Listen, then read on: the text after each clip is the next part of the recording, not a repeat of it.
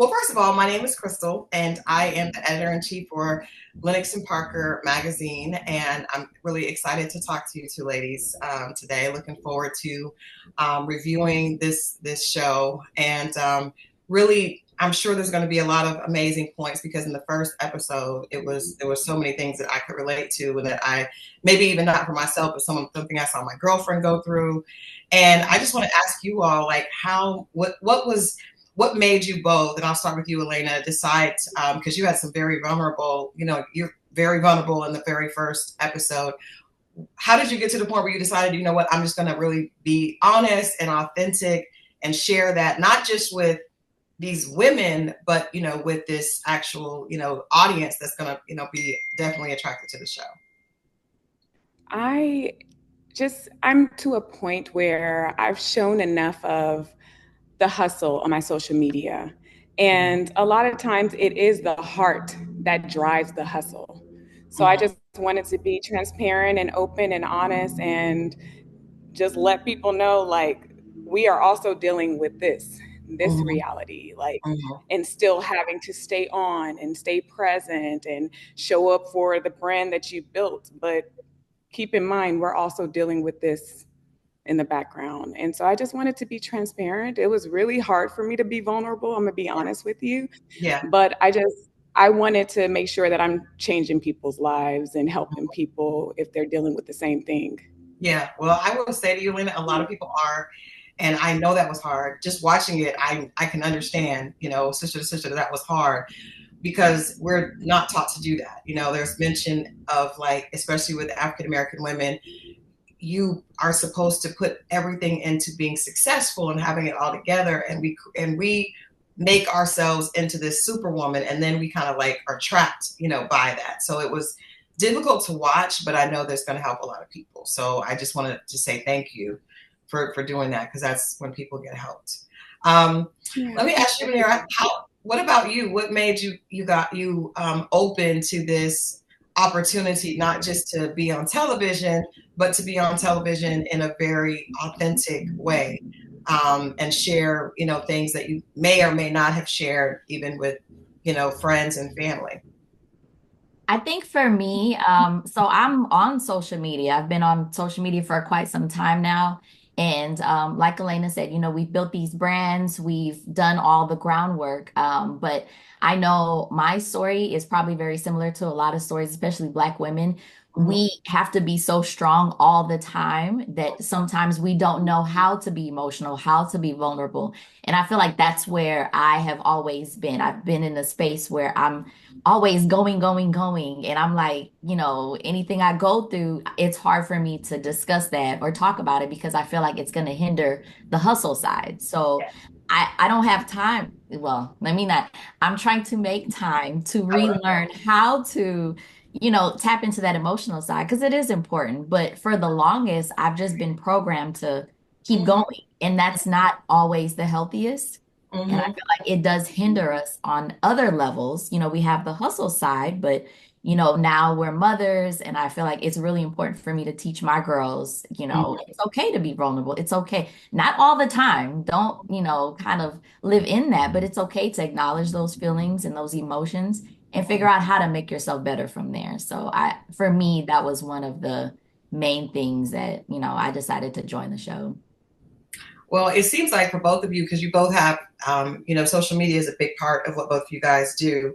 And you actually, your story is so interesting because you had this very important job, right? Right. You get like just the ideal of success, right? And then tech and this, just a woman that is in a field that is dominated by men, and you're here doing your thing, I would assume just the idea of what I would think women look like in that field does not look like you.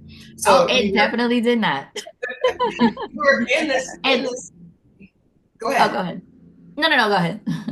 I want to know how did you make that transition to doing something that seemed so different from social media to deciding, what, I've got to find peace and this makes me happy, because I guess maybe the reality television is just another step, in that direction. But the biggest step for me to you was like the very, very corporate tech, career of 20 years and then deciding to be a content creator. Yeah, it was definitely challenging because the whole time I'm in tech, I have to fight so many stereotypes. I'm already, I look a certain way. So people are, when I walk in those rooms that's male dominated and it's not women, I mean, it's not people of color, let's be honest, especially in Mhm, the oil and gas industry. And I've done 20 years. So mhm, I've put in a lot of time, but I had to minimize my appearance. I mhm, had to go in, trying to dim my light, I guess I would mhm, say, mhm. because I already stood out. And that first impression when you walk in those rooms, I already look young. I already look a certain way. People don't take me serious initially because of the stereotype that people have, how engineers are supposed to look. So for a Right. long time, I felt like I had to mask all of that just to be in those rooms and continuously prove myself over and over again to males that a lot of times they're not from the city, they're more from the rural area. So they have these, you know, um, just the way of thinking, it's not how necessarily most people would think. So it's so many different things to battle on a daily basis. Social media was my outlet. And Mhm. social media was my safe space where I can be myself and do the things that I love and talk about the things that I love because you can't talk about all those things at work. Everything, Mhm. no matter what you talk about, somebody's going to report you to HR. So Mhm. you have to be Mhm. really mindful and just self-aware all the time. And it was draining. It was very Yeah. draining. Yeah. And again, putting in 20 years is a really long time to Mhm. be in a space. But I'm thankful and grateful I went that route because it definitely built a platform for me to do what I love today.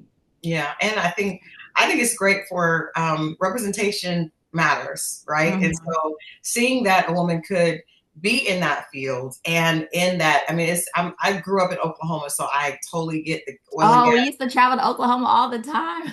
Yeah, Oklahoma was a big oil and gas town, and so Yeah. it's a good old boys network. So I think just seeing a woman that presents the way you do in that field, the pretty girl can also be the smart girl, can also be the conscientious girl. I think it's great, and I think Absolutely. it's great for young women to see. So I love the fact that you don't shy away from that, and you're very honest about this is what you did, and you were great at that, great success, and now you're on to part two. Alaina, your social media had your story was so it just tugged on my heartstrings because I know for there's so many content creators that a big part of their brand is their relationship. And I've Mm. often wondered, like, how does that work? How does that work? It's already difficult when people know about your relationship, but when you have built the brand around the relationship, um, can you just talk a little bit about how the balance of actually the sacredness of the relationship versus the business of the relationship, and how did that eventually kind of come to a conflict? Yeah, I think with that, I mean, lines were just blurred because it was hard to define, okay, what is the marriage versus business partners. So Mhm, I didn't know how to cut it on and off. And, on social media, it was couple goals, your couple goals, but it's mhm, just like, I don't feel like that because it feels like this is my business partner. So I wanted to definitely like try to define those lines. That's what I was doing on this season, just figuring it out. Like I was wanting to just have a husband versus a mhm, coworker, what I've mhm, had for years.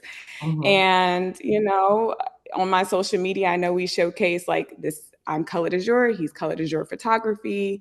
Um, but I came to a point where I'm like, look, I want to just operate in my own space and I just want my husband.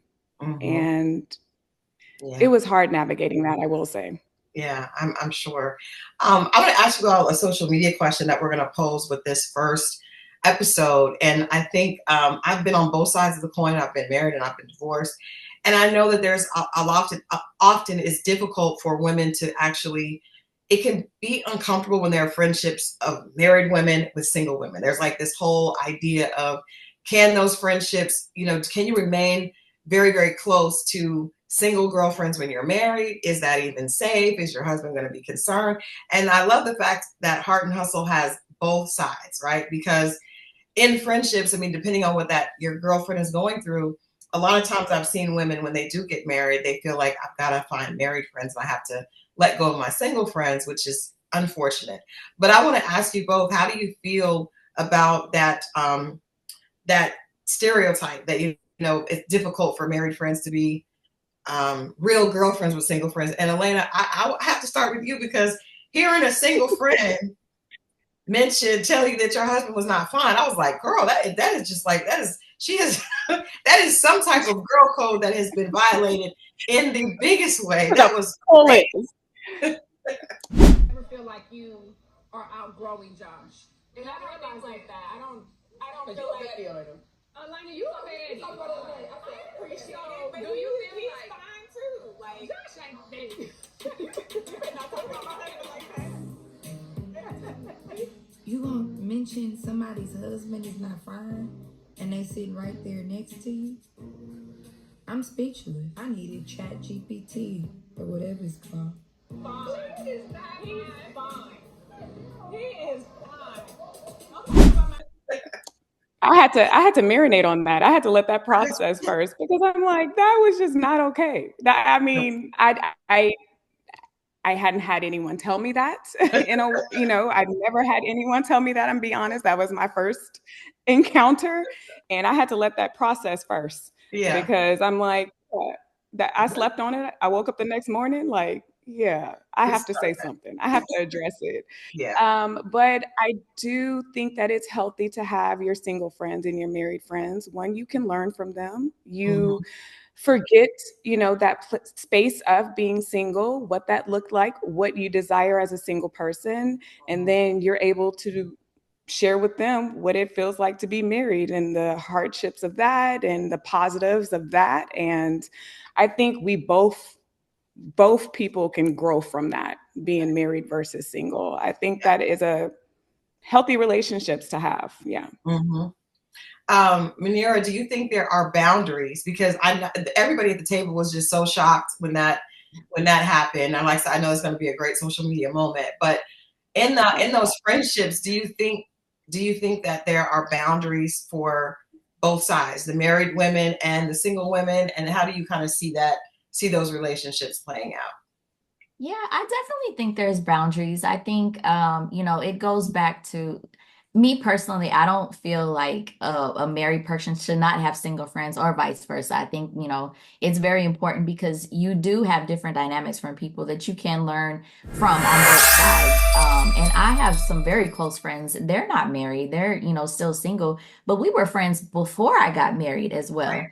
And at the end of the day, I think the most important thing for me is maintaining a level of respect. And, the friends that I have, we have that level of respect, whether we're married, whether we're single, we're girlfriends.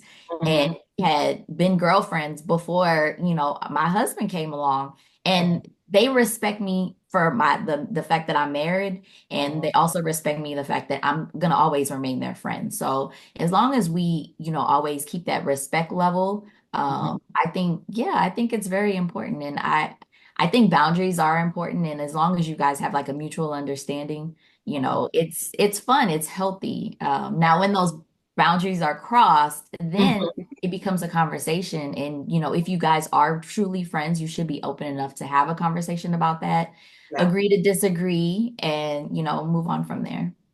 Do you think the boundary was crossed when that statement was made about Alaina's husband not being attractive to one of the single girls?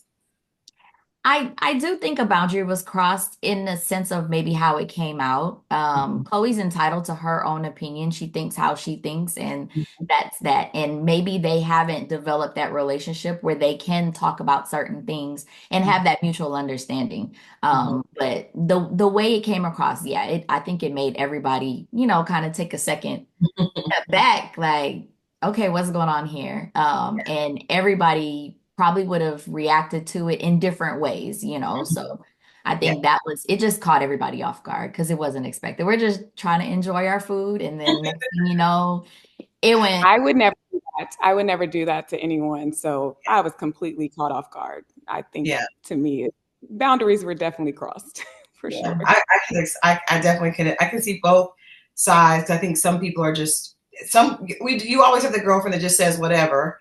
Mhm. And that's, Chloe says whatever. yeah, we can see that from just the first episode. Another question just on that, because I do think that's it can be a contention point a lot of times in relationships.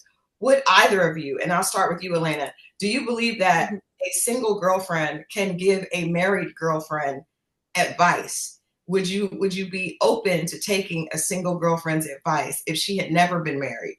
And if so, why? And if not, why? And both of you, I would like both of you guys to answer that. I think in life I'm always a student. I think that's it. That's the best way to live and learn.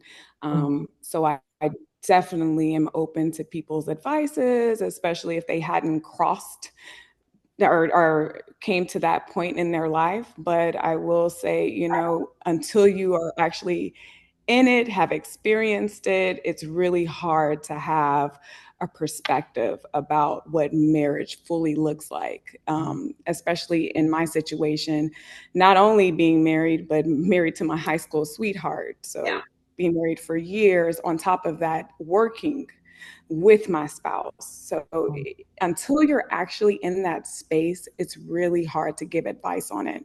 Mm-hmm. What about you, Muneera? Would you take advice from a single girlfriend about your marriage?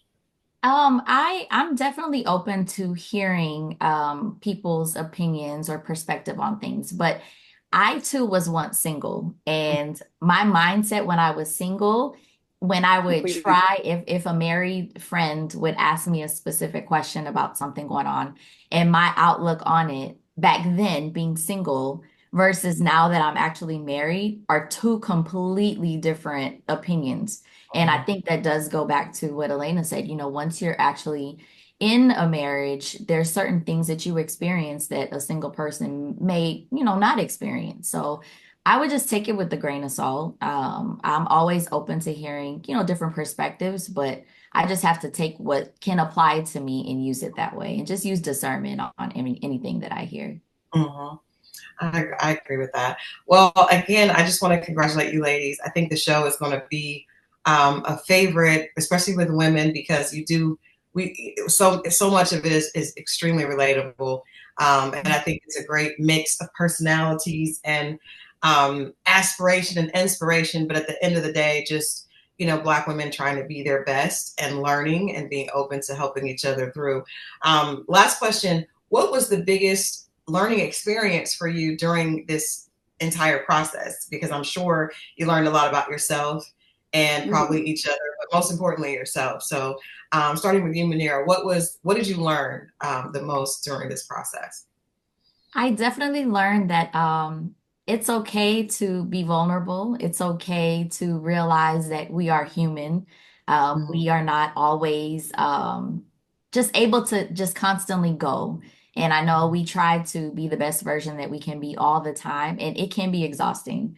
And, Yeah. For me, at the end of the day, I'm always looking at what can I do for myself to teach my girls how to be better women, better Black women, and, just handle things in ways that is not going to be draining to themselves. So that's something that I learned, that it's okay to tap into those emotional sides and just express your feelings more instead of holding everything in, because that may not always be the healthiest move for somebody. So it Yeah. was definitely a refreshing learning experience. But I enjoyed it. I really did. Alaina. And I would agree with Muneera, just being vulnerable. I think for me, I am a person that just puts all of my feelings and my pain to the side and I just work. Mm-hmm. And it just allowed me to hold a mirror up to my face and say, like, there's some stuff you need to deal with, Mm-hmm. you need to heal from. Mm-hmm. And this process really just taught me a lot, like, stop placing all of your troubles to the side and actually deal with it. And just be honest with yourself and stop ignoring what's actually going on. Mm-hmm. Well, I think that's what I got from So the first episode is that, I remember being a little girl and hearing Karen White say, "I'm not your superwoman." And I think she was singing to a man, but I think we need to tell that to ourselves, because I think a lot of us Absolutely.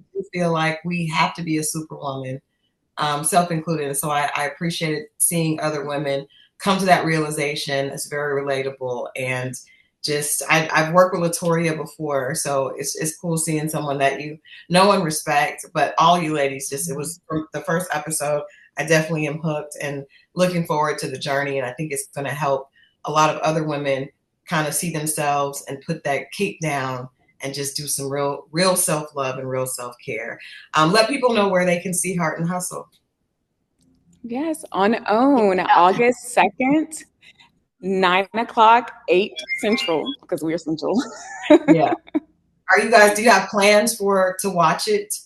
Are you doing like a I think all of us are doing like our own premiere party. And we tried to all come together, but it was different schedules. And so we're going to end up doing something together for the following day, but we're all going to have just our close family and friends, and enjoy the show and just watch it with everybody else. Everybody else for the first time.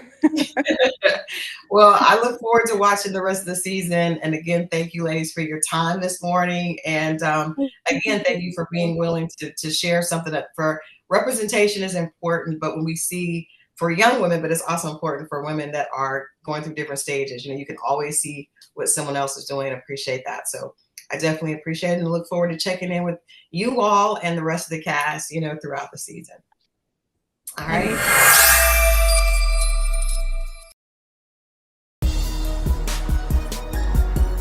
Houston is a melting pot of ambition and strong female entrepreneurs. All of us own our own businesses. We're trying to excel in all different lanes.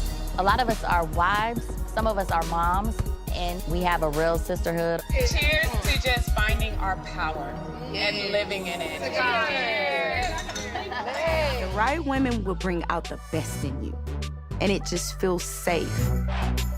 It can be overwhelming trying to figure out how to juggle everything. I feel like I'm about to lose my hair already. There's a lot to lose, baby. There's a lot to lose. We've grown to really love one another. We talk and we laugh. I dated a guy, his toenails look like sunflower seeds. What? I said, is it ranch flavor? Okay. I'm dating again, and I date younger. What's young?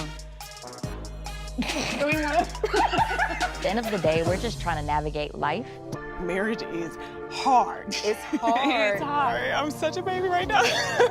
Death takes a toll on people's lives. Half of you ladies are going through grief. It never goes away. It's easier to just be strong for everybody else. Take a step back and just feel it. Suppressing is all I know how to do. At the same time, there's always a lot of drama. There's always a lot of mess. You talked about my husband. To say that my husband's not fine, that's tasteless. In friendship groups, this is expected. You're saying it's a compliment, but the tone that you spoke, that's coming across as shade. We can agree to disagree because I'm kind of done with it. But we talk about our shambles. Be in your feelings and just know that we're here to comfort you. So we can put the pieces back together as friends. I want to be here for you. I also want you to be here for me. I just want you to know that you are doing such an amazing job. Thank you. God always places people where you have those voids to fill you up. May you never feel like I'm not good enough. May you celebrate yourself whether anybody clap for you or not. When you experience that love, it's something you can never forget. I love you. I love you too. I know you're crazy as hell.